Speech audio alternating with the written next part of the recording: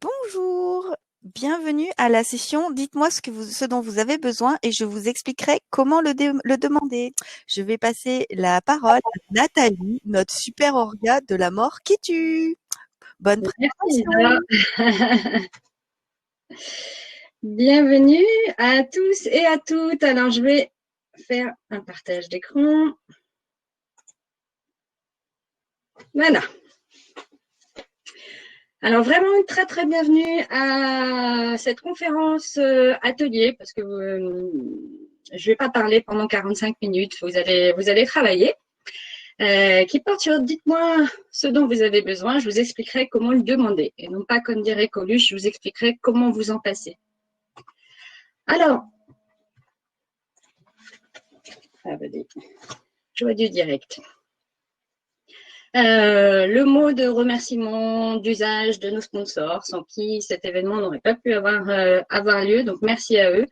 Et merci à eux d'avoir pu soutenir notre élan de contribuer au joli monde de l'agilité.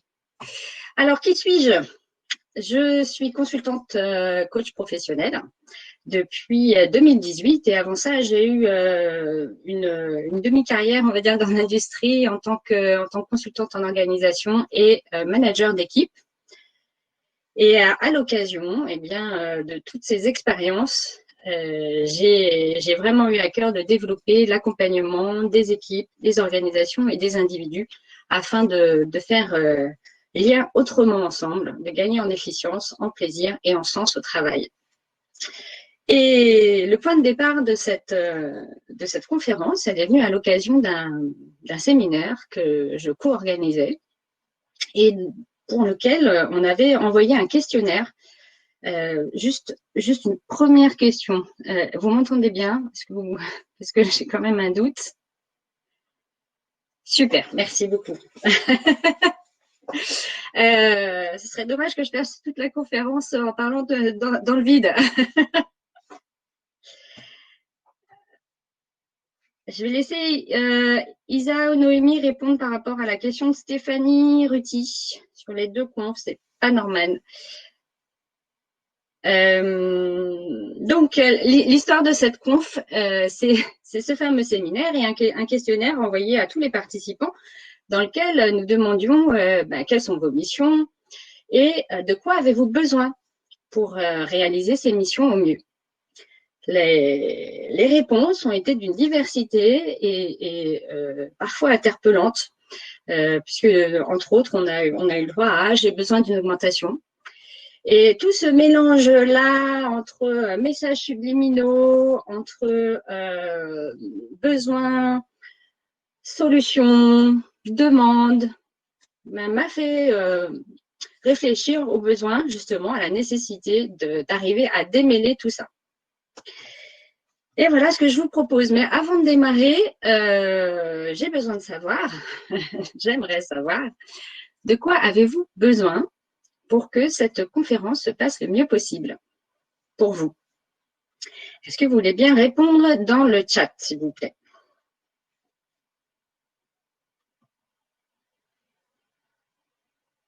D'une augmentation.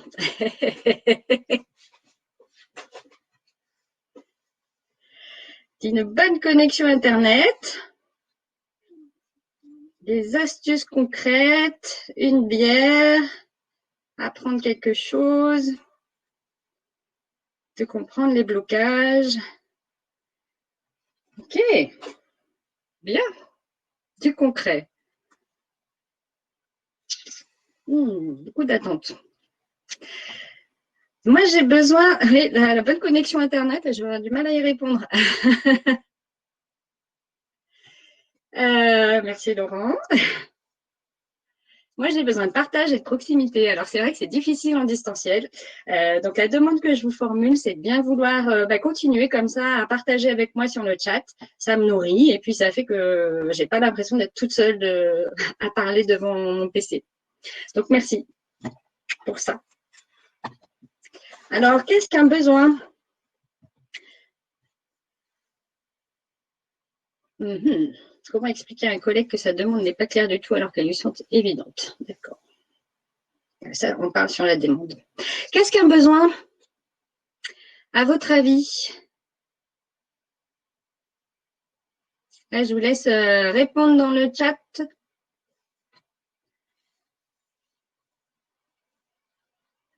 Quelque chose qui me manque. Une attente. Quelque chose qui comble un manque, une envie. Quelque chose de nécessaire pour bien fonctionner. Quelque chose qui n'est pas satisfait. Oui. Alors, une problématique, un carburant. Il y a plein de choses là-dedans. C'est super intéressant. Alors, je vais vous proposer, je vais vous faire une proposition parce que quand on parle de besoin, on a tendance à mélanger beaucoup de choses. Et je veux vous faire une proposition simple pour qu'on puisse bien se projeter. Un besoin, on va parler en manque, là, c'est ce qui manque pour pouvoir atteindre un état désiré. Alors, il y en a qui ont parlé de quelque chose d'indispensable, de quelque chose qui manquait,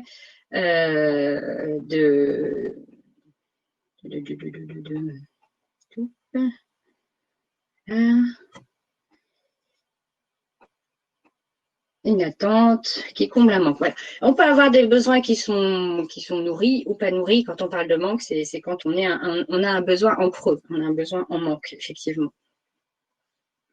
Il y a beaucoup de classifications qui existent des besoins, donc on ne va pas les passer en revue.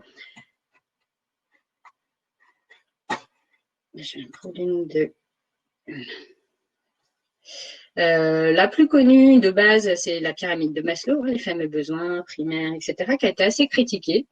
Moi, ce que je vous propose aujourd'hui, c'est de partir du cadre de référence de la communication non violente, qui propose également des listes de besoins. Et surtout, dans l'approche au niveau des besoins, c'est de parler d'élan de vie. Le besoin, finalement, c'est l'énergie. C'est l'énergie au service de la vie, au service du vivant en moi, au service du vivant dans les autres aussi. Et finalement, c'est ça qui va me permettre de me rejoindre, de vous rejoindre au niveau de notre humanité. Alors parfois, on parle de valeur aussi. Besoin, valeur. En communication non violente, c'est la même chose. Et je partirai de ce postulat de base.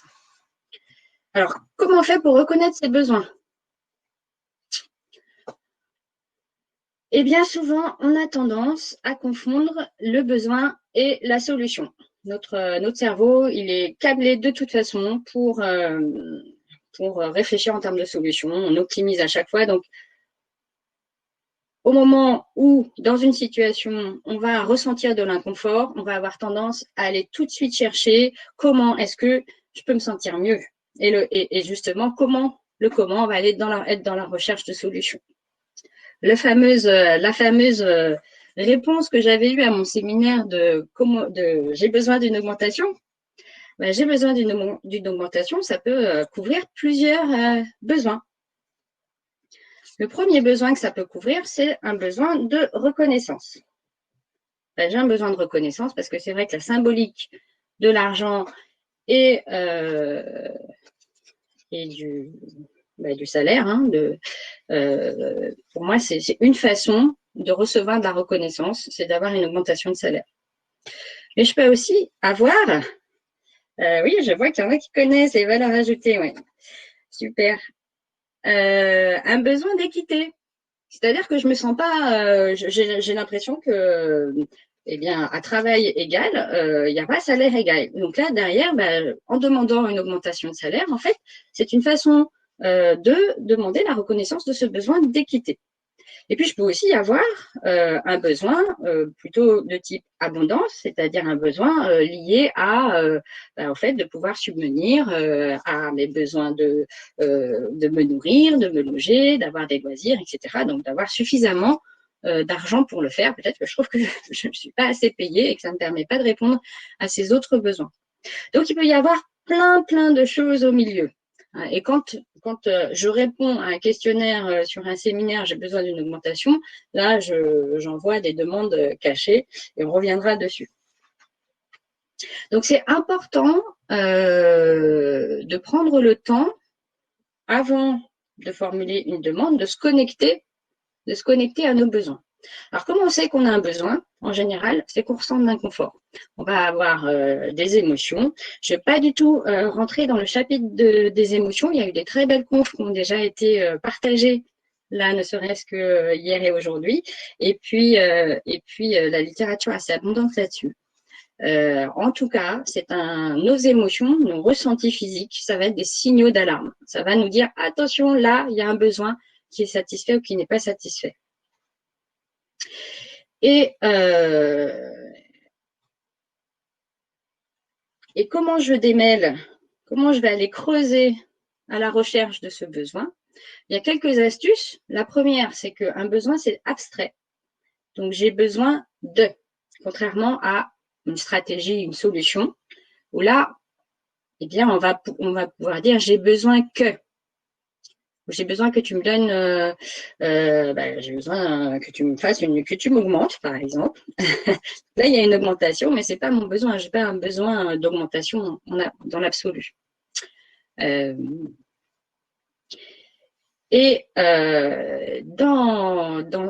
besoin n'implique pas de tierce personne. Il est abstrait et il peut avoir des préférences, on va dire, on peut avoir des stratégies, ce sont des préférences pour répondre à ce besoin. Donc on peut, ces stratégies-là, elles peuvent inclure des tierces personnes, mais dans l'absolu, mon besoin de reconnaissance, dans le cadre que je vous ai présenté, je pourrais le satisfaire avec mon chef qui me donne une augmentation, mais je peux aussi le satisfaire avec mon conjoint à qui je raconte une chose que j'ai bien faite et qui m'envoie des signes de reconnaissance positifs. J'ai plein de stratégies possibles pour répondre à ce besoin. Alors, je vous propose une liste de besoins qui sont quelques besoins issus de la CNV. Ok. Alors, je vais en profiter pour répondre à la question de Laetitia. Quelle est la différence entre le besoin, la valeur et la motivation? Alors, je dirais, avec cette approche CNV, il n'y en a pas vraiment. On parle d'élan. C'est ce qui va me permettre d'avancer, d'atteindre. On parle d'atteindre un état désiré. Donc c'est ce qui va vraiment me permettre d'être en mouvement et de me sentir vivant. Donc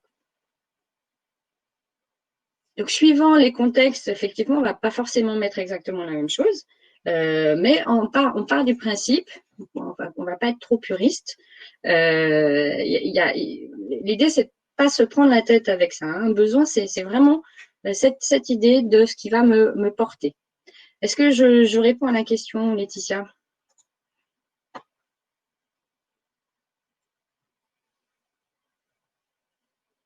Je ne sais pas si je réponds à la question, Laetitia. Oui. Oui.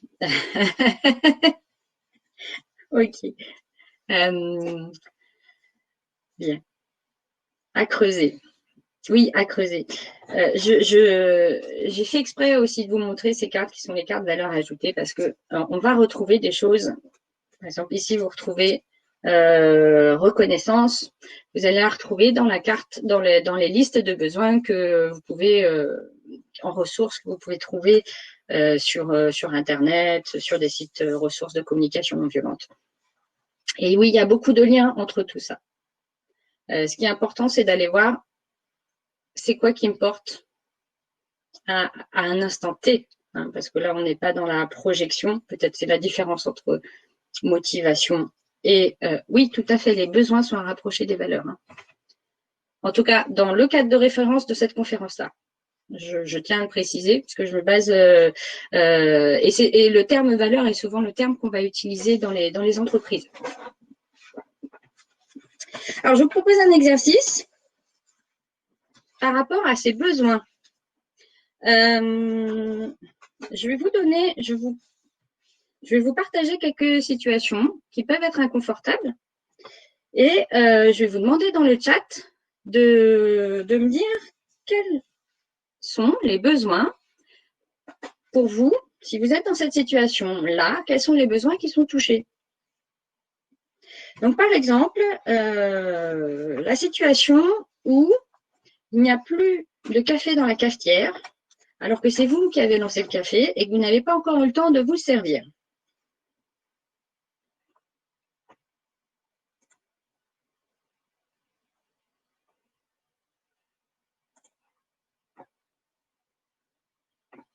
Alors, un besoin de boire, reconnaissance, abondance, coopération, contribution, respect de l'autre, bien-être. Super. Je vous donne un autre exemple. Quand quelqu'un vous coupe la parole,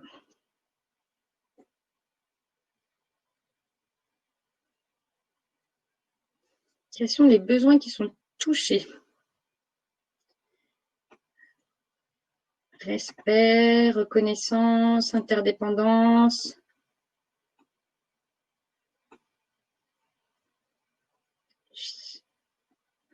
Indignation. Alors, un besoin d'exprimer d'expression.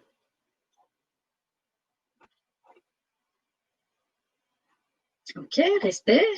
Beaucoup, respect, reconnaissance, expression, écoute, attention, partage, tact.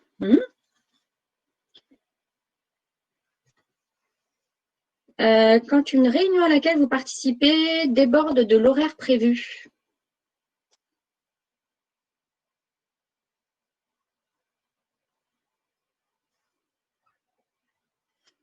Respect aussi, rythme, respect du rythme.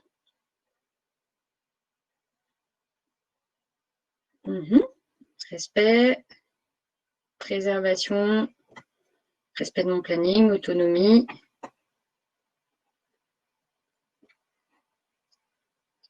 Décision. Besoin de décision. Caroline, est-ce que vous pouvez préciser? Tenir compte de mes contraintes. Okay.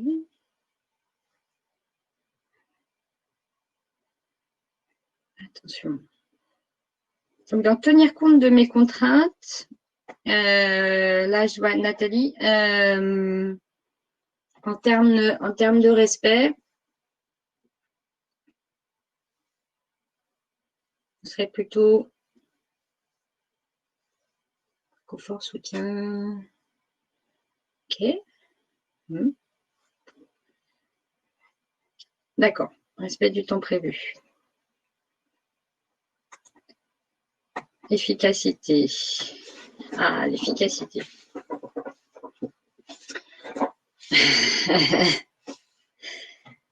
Comment c'est pour vous de connecter à ces besoins? C'est quelque chose de facile ou pas? Non? Pas tous. Mais quand je vous demande d'aller chercher dans les situations délicates et assez inconfortables, quels peuvent être les besoins qui sont touchés? Oui, mettre les mots, c'est pas facile. Hein. C'est d'autant moins facile. Alors, les perceptions différentes, oui. C'est-à-dire que de toute façon, une même situation, si je prends la réunion à laquelle vous participez déborde de l'horaire prévu, par exemple, eh bien, on va pas tous la vivre de la même façon. C'est-à-dire que même moi, à deux moments de ma vie différents, je vais pas la vivre de la même façon. À un moment, par exemple, je vais me sentir détendue face à ça, parce que en fait, derrière, j'ai du temps. Et que finalement, le besoin que comble cette réunion, c'est pour moi, c'est un besoin de partage et de contribution. Et donc, je suis plutôt pas contente que ça déborde, mais en tout cas, je suis sereine par rapport au fait que ça déborde. Et puis à un autre moment, je vais avoir plein de choses à faire. Donc là, je vais commencer à me sentir tiraillée parce que à la fois, j'ai toujours ce besoin de contribuer, de contribution et de coopération.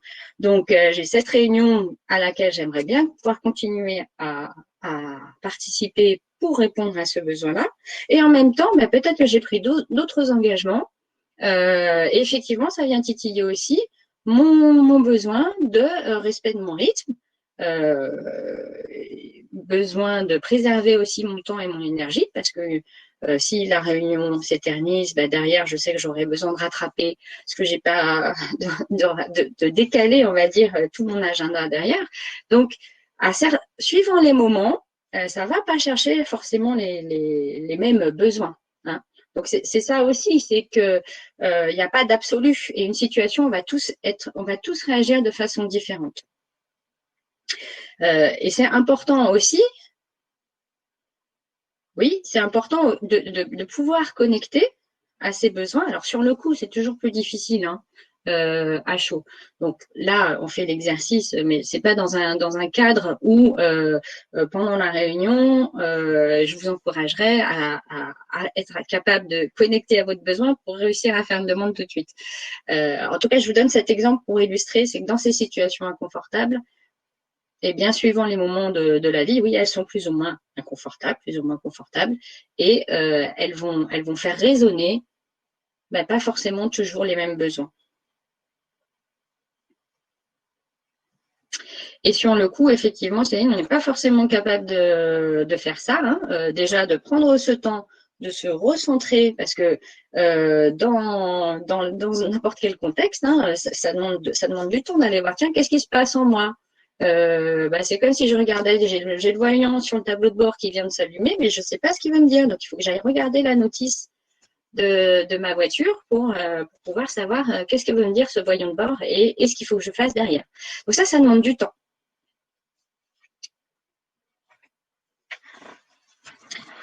Alors, là, ça c'est quelques besoins qui existent. Et comment on répond à un besoin? Répondre à un besoin, il y a plusieurs façons de répondre à un besoin. Une des façons de répondre à un besoin, c'est la demande. On va y venir. Mais il peut y avoir aussi d'autres stratégies qui n'impliquent pas nécessairement de faire une demande à quelqu'un. Je peux, moi, nourrir mon propre besoin. Donc, si j'ai un besoin de réconfort, par exemple, je peux manger du chocolat. Ça, c'est ma façon à moi de répondre à mon besoin. Et je peux aussi avoir une stratégie qui implique d'autres personnes. Ce que je vous propose, c'est on va sortir du mode plein écran et vous allez vous disperser sur les tables. Essayez d'être environ 4-5 sur les tables. Vous verrez sur les tables, j'ai noté des noms de besoins.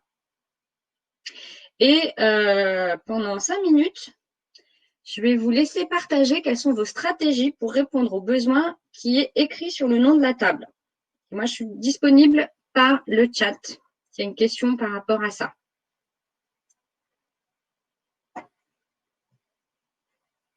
Ok, et comme ça, en plus, j'ai le comment aller sur les tables. Je mets en off la présentation. Vous allez être dispersés sur les tables.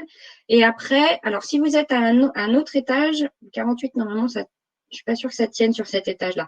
Si vous voyez que vous n'avez pas assez de monde à votre table, vous pouvez vous déplacer en cliquant sur les tables.